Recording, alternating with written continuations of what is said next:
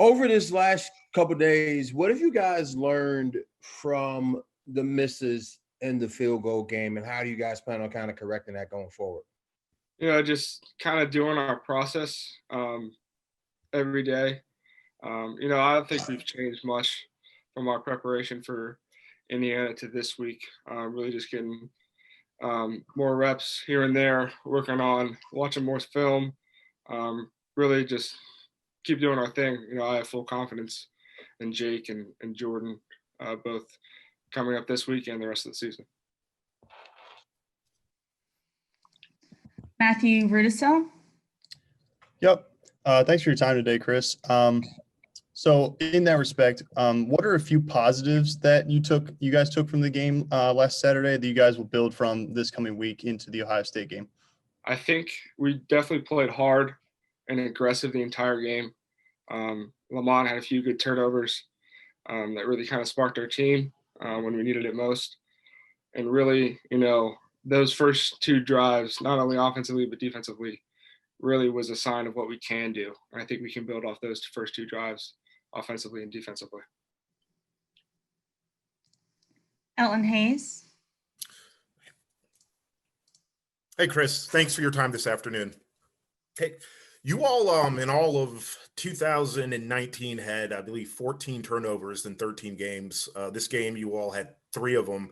Was wondering, do you kind of attribute that to just the unconventional spring without a practice, all combined with bringing in a new coordinator in Kurt Shiraka, or just, what are your thoughts on those turnovers? And if you kind of had to peg that to something, what would you attribute that to? I don't honestly think that, obviously not having spring ball hurts really the young guys and not getting those extra reps. But as for us older guys, I don't think anything's really changed. Our preparation, I know quarterbacks and running backs, everyone does ball security drills every day in practice. I just think, the ball is kind of our program. That's what Coach Rock always says. And just really that focus on the ball is just going to continue to happen. Everyone messes up once in a while, every time.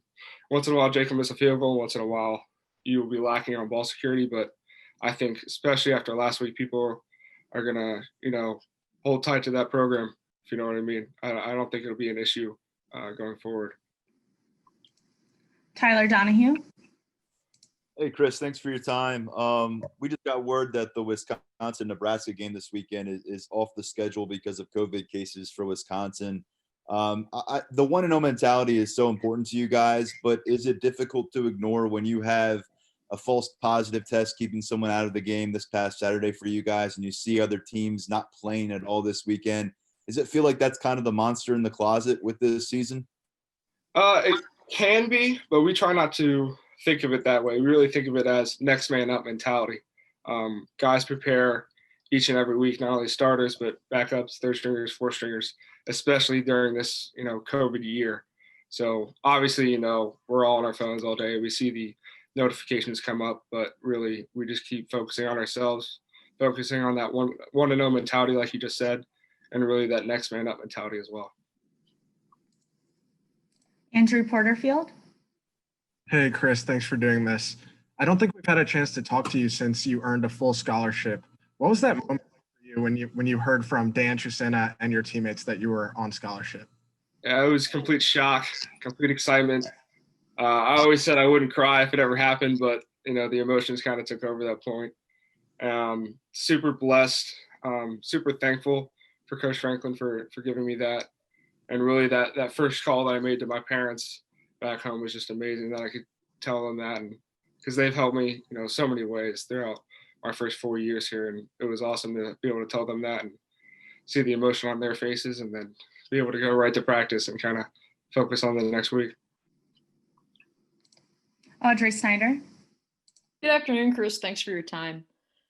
I wanted to ask you about when you guys get tested Saturday morning. Like, what's that process like when you're on the road, you're at the team hotel? I know Jahan said you guys are getting tested like every morning, but what's that like on a game day? Is it stressful? And then how quickly do you guys get those results? So, yeah, obviously with what Jahan said, we get tested every day. We actually started self-testing. So we have to swab our own noses with obviously the nurse watching and everything. Usually we get them back within 20 to 30 minutes during the week. That doesn't change on game day. Excuse me. Really like up, not as early as we normally are during the week, but we're up early, get tested the same exact way. Try not to think about it. I mean, it's just really much we can only control how we react to the situation. We can't control the results. We can't control if we get sent home or not, or if we get to play. So really just kind of going in with that mentality. Just it is what it is. Whatever happens, happens. It's just how we respond to it and our attitude to it. Frank Bodani. Hey, Chris, what do you think is the best part of your story going from Ohio, growing up near Ohio Stadium to where you're at now when you look back? I've never gotten that question. I would say just kind of seeing my journey of where I was coming in as a freshman to where I am now. Kind of my first freshman year, I enjoyed the late night pizza, creamery type lifestyle and got a little overweight. And, you know, I wasn't playing, didn't expect to play, but it was still kind of new to me, especially coming from high school. And the journey that I took, you know, personally growing and maturing throughout the last 4 years, maturing my body so that I can actually, you know, go down the field and make some tackles. And then also my snapping journey, you know, becoming more consistent, snapping faster, learning how to block, learning coverages more, how to actually get down the field and have relative spacing, like Coach Lohr said, instead of just sprinting down like a headless chicken. I would say that was probably the highlight of my entire journey from, you know, Western Ohio to here. Tyler Donahue. We had Jordan Stout on I think last week, and we was talking about his range and his ability to hit from. He told us anywhere to 70. He said he's still working on 70 beyond.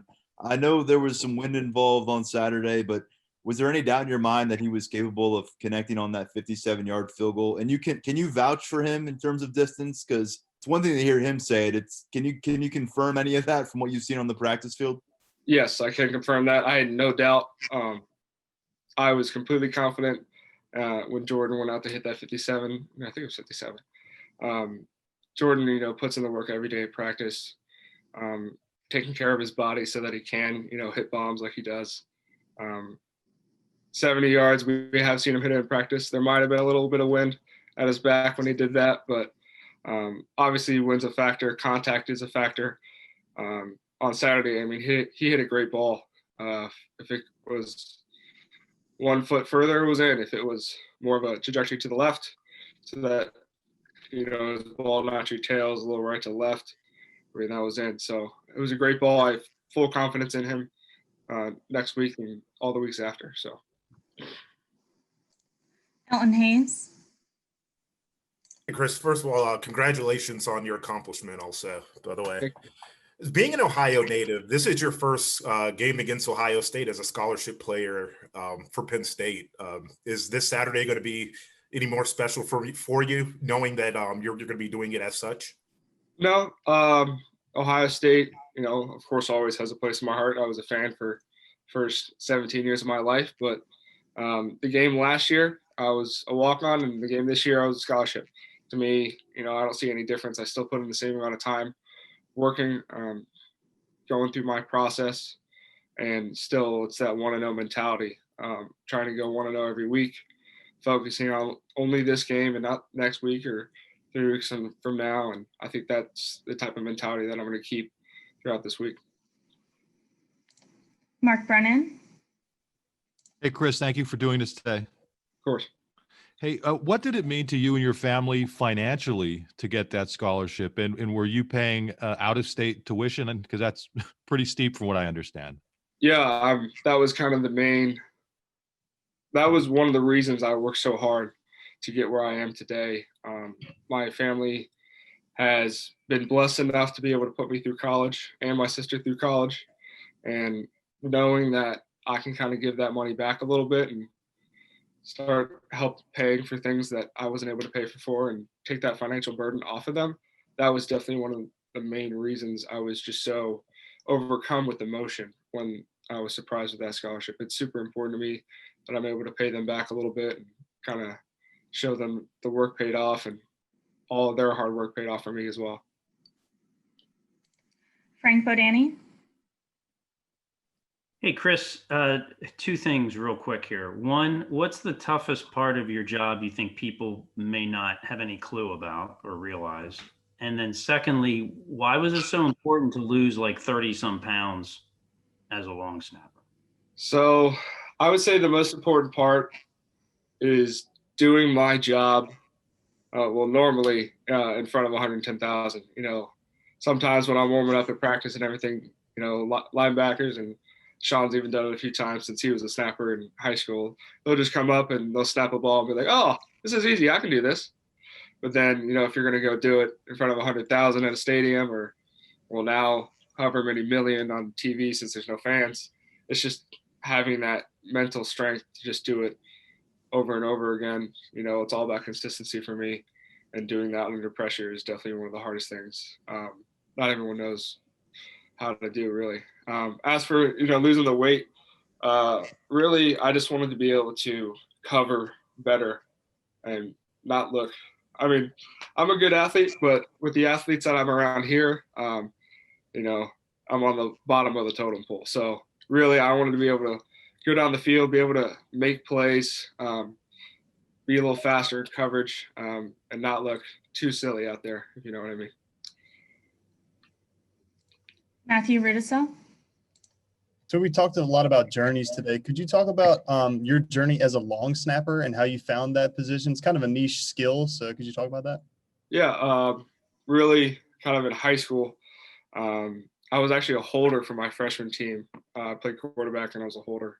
And then sophomore year, our senior long snapper just kind of had a little brain funk and just couldn't do it for some reason. So they were looking for volunteers, and I was like, I'll try it. Really, at first, the first few days of practice, I was just throwing it one hand because I was figuring as a quarterback, if I just throw it over here, I'll just throw it underneath my legs, and really just kind of took off from there. My freshman season, I did have a couple bad snaps, but really I kind of saw some potential there. Went to a couple camps, really realized that, hey, maybe I can do this in college. The guys that I'm competing against, they've been snapping for 3-4 years, and I've only been snapping for 6 months, and I'm right there. So went to find a coach near me. He coaches at Pickerington Central High School in Ohio. He really helped me kind of define my form, get me to where I was able to compete at the highest levels of snapping. Ended up going to the Penn State camp, getting an offer there, and then really, as I kind of matured, got stronger, got a little taller, just really working with my coach and working with the coaches here, like the strength staff, I just really started to mature and take snapping so seriously because I consider this my job. So I wanted to do the best that I could, and I just continued to get better as the years go on. Thanks. Andrew Porterfield? You touched on working hard for your goals. Who have been some of your biggest mentors to reach those goals, both on and off the field for you over the course of your high school and then college career? Definitely my dad. Really kind of, I was actually a big hockey guy. I skated since I was 3. Really wanted to do that. And he was the one who would always, take me to travel tournaments, take me to practice. And really what he always preached was, it doesn't matter how good you are, but if you work hard and you put in 100% effort, he always said, playing like your butt's on fire, things will go well for you, and you'll get noticed and you'll be respected. So really, he's my main role model. I can't speak. Role model. Sorry, I get a little emotional with it. He has just brought me up so well. I have so much respect for him, so much love for him. And he's really one of the main reasons I am who I am today. Tyler Donahue? Chris, beyond the football field, what has this what does this enable you to do academically? Where are you at in the process of pursuing a degree? Does this give you an opportunity to maybe extend the degree beyond where you thought you could take it? And what is your primary, field? So I'm a kinesiology major. I will be graduating in the spring. Really kind of my goal was to go to chiropractic school after I'm done with my undergrad. But now that I'm blessed with this scholarship, really, obviously Penn State doesn't have a chiropractic program. So I really have been kind of thinking about that a lot. Like, do I go into a master's program of either health policy and administration or business or something that, is broad and I can use for the rest of my life? Or do I re-enroll in undergrad and just start learning something new that I'm just super interested in? Really just kind of talking with Todd Kolka, our academic advisor, and just trying to get some ideas and steps of where to go after graduating in the spring. New bias Wilborn. You mentioned earlier about the recovery from workouts, and then you're talking about your studies of the body. So, like, what does that recovery look like for you after a practice or after that? Like, how do you do it? How do you walk through it? So really, as a specialist, we don't, have the full, brunt of a practice that, my roommate Mike Miranda would have as an offensive lineman. Really, my goal is to stay as flexible and as strong in a way that I can keep that flexibility, if that makes sense. So I'm really stretching all the time, working on my hip mobility, working on my upper body flexibility so I can get through on the snap, and then working on maintaining my strength and still having that flexibility. So I can't like bulk up like a linebacker or a lineman. I got to be able to have, strength that molds to my position. So really kind of doing workouts during practice, I'll get a arm pump here or there, or really focus on stretching during practice when I'm not snapping and working with Jordan and Jake.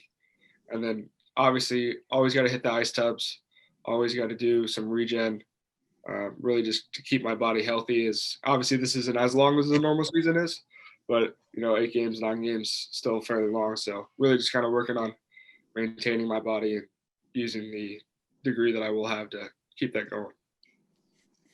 Okay, we have time for one more for Chris, so we'll go with Matthew Rudisil.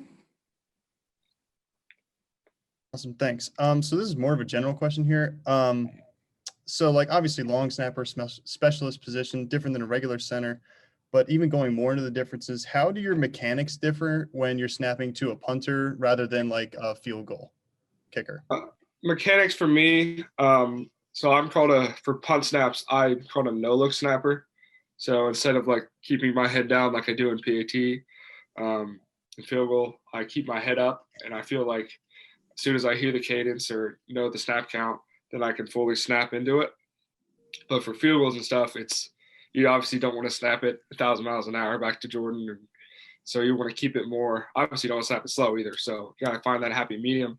I do look on field goals so I can see the tap or the cadence or whatever it is. And really it's just more of a confidence thing. I'm repped it so many times in practice, both punt and field goal, that I know what I'm doing. I know it's all of a feel to me with my snap. I feel it when I release just off the edges of my index fingers, and really there's not much difference there.